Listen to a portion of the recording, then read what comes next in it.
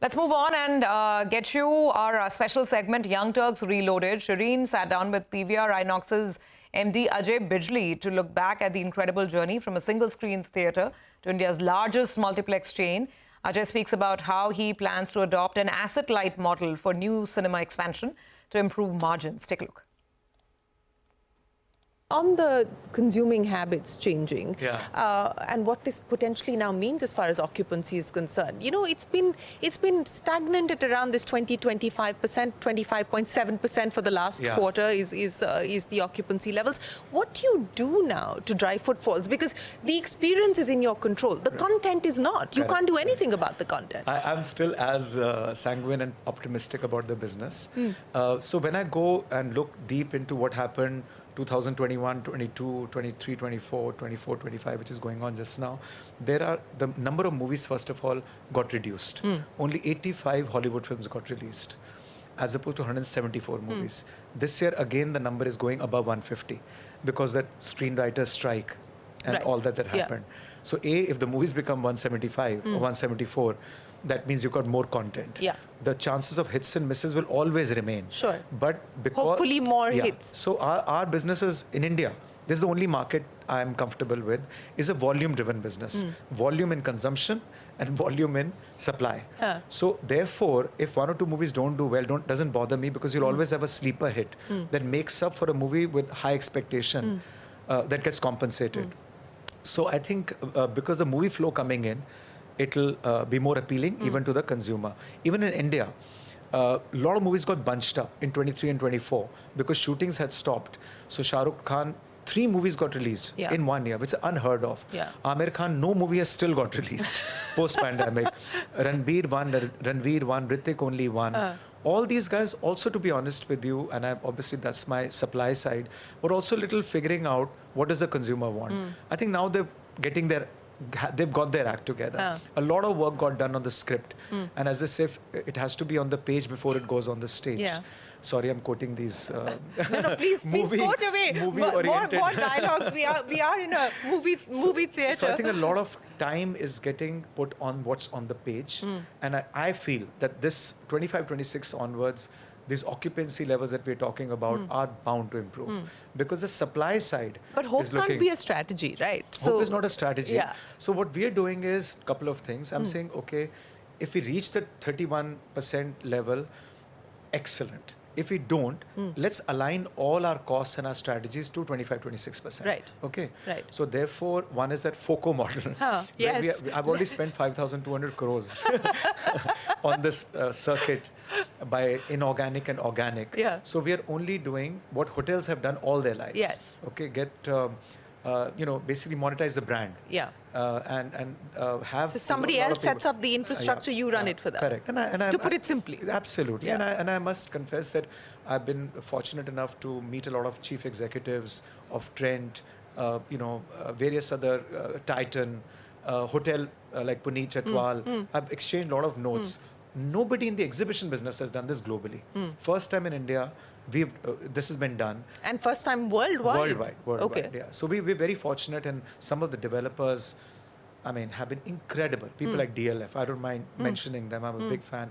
They've also realized that this is the model to go. Cinema is a necessity for their shopping centers. They will invest some money and we will manage it. And in smaller towns, tier 3, tier 2 also, we've had this response. Like, people feel very proud to be part of a hotel. People own a hotel or a Tanishq or a Titan or a Zudio or whatever. Similarly, they have this pride that, oh, PVR is mine or an Inox is mine, and they spend the money. We've had to spend more money on our SOPs, brand, and what we bring to the table. So that's one thing that we've done to make sure our ROCE improves. If we can do more and more screens, around 100 screens got signed last year.